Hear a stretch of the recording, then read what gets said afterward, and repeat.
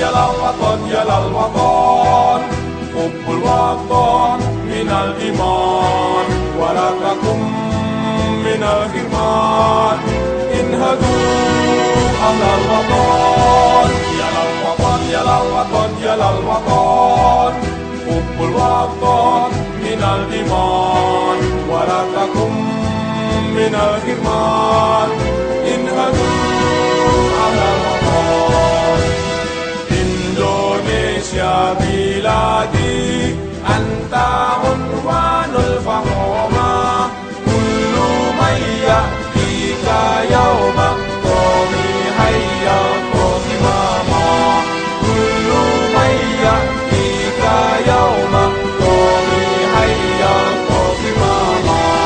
Assalamualaikum warahmatullahi wabarakatuh. Nama saya Purnamasari, NIM 190200636, Prodi PGSD semester 4 kelas B. Mata kuliah Aswaja 4 dengan dosen pengampu Bapak M. Yakub SHI dan dosen PA Ibu Mukminah MPD. Pada video kali ini saya akan mencoba menjelaskan tentang kontribusi ulama, karakteristik khas NU, dan mencapai tangga teologi humanis. Nah, sebelum kita sampai pada pembahasan tersebut, terlebih dahulu saya akan menjelaskan tentang pengertian aswaja. Apa sih aswaja itu? Aswaja adalah singkatan dari Ahlus Sunnah wal Jamaah, atau secara bahasa terdiri dari 3 kata, yaitu yang pertama, ahlun. Ahlun yang artinya keluarga, golongan, dan pengikut. Dan yang kedua adalah ahlus sunnah yang berarti orang-orang yang mengikuti sunnah Rasul.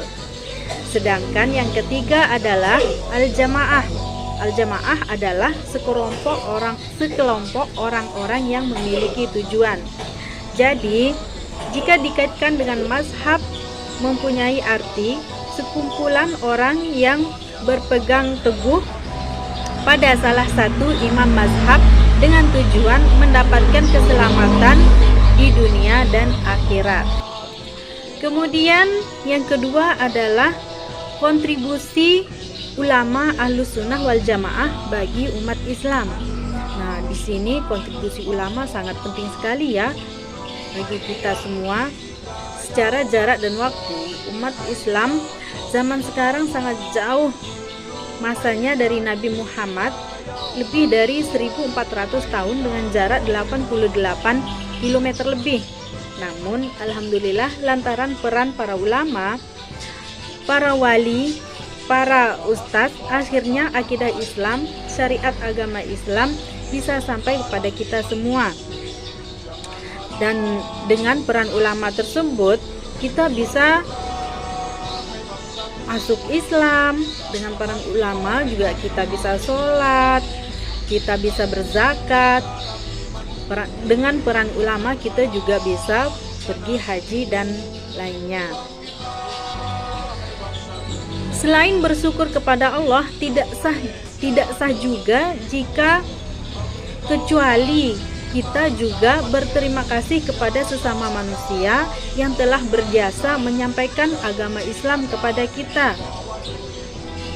Sama seperti salah satu sabda Rasulullah Shallallahu Alaihi Wasallam yang artinya, orang yang tidak bisa berterima kasih kepada manusia, tidak bisa menghargai jasa manusia, maka dia tidak sah syukurnya kepada Allah. Untuk itu, kita sebagai manusia juga harus berterima kasih kepada sesama manusia. Karena dalam kehidupan kita akan selalu membutuhkan orang lain. Kemudian yang ketiga adalah karakteristik NU yang berkarakter. Nah, di sini ada 5 ciri khas warga NU. Yang pertama yaitu orang NU itu istiqomah.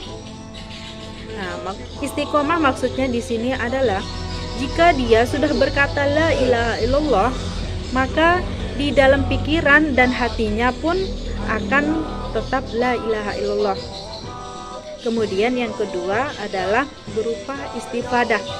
Dan yang ketiga adalah istiarah alias suka bermusyawarah. Jadi apapun masalahnya, orang NU atau orang Islam akan bermusyawarah untuk mencapai penyelesaian atau tujuan tertentu. Kemudian yang keempat adalah istikharah dan yang kelima adalah istighosah. Kemudian yang keempat adalah pengertian humanisme Islam. Nah, pengertian humanisme di sini adalah sejarah pembebasan dan penyelamatan kemanusiaan yang dikenal dengan istilah humanitas adalah inti dari kehadiran adanya agama. Hal ini dapat dijadikan sebagai sandaran dalam menafsirkan aliran-aliran agama yang berpihak kepada kesamaan, kemerdekaan, kebebasan, dan sejarah yang senantiasa berjalan dialektis. Seiring terjadinya globalisasi dalam segala bidang di kehidupan, termasuk dalam kehidupan intelektual, terdapat kecenderungan baru dari kalangan para pemikir agama yang mendapatkan pendidikan modern di dunia barat untuk membidik perpaduan antara ekular dengan agama, sebagaimana yang telah terjadi pada awal kemunculan ekular pada abad pertengahan. Pada masa awal kemunculannya, para humanis tidak mengingkari adanya realita mutlak atau transenden.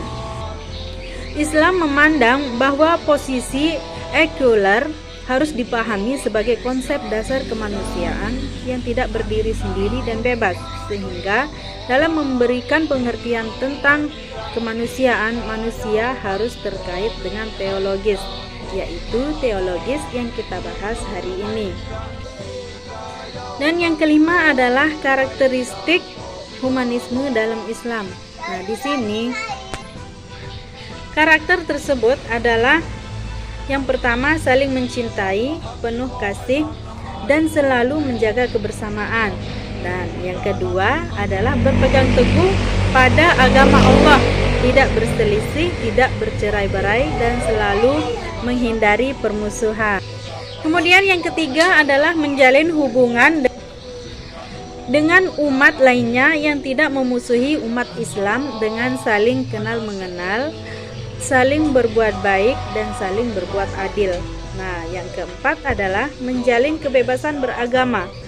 Jadi, di sini walaupun kita menganut agama yang berbeda, namun kita sesama manusia akan saling menghormati, saling menyayangi, dan lain-lain. Kemudian, karakteristik yang kelima adalah saling menghormati dan menjunjung tinggi kehormatan diri serta memelihara hak bersama.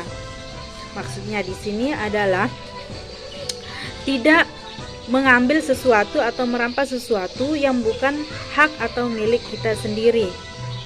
Humanisme Islam tidaklah bersifat ekstrim. Tidak bersifat ekstrim maksudnya di sini tidak mendewakan maupun merendahkan kedudukan manusia. Jadi derajat kita sama manusia adalah sama di mata Allah Subhanahu wa Ta'ala.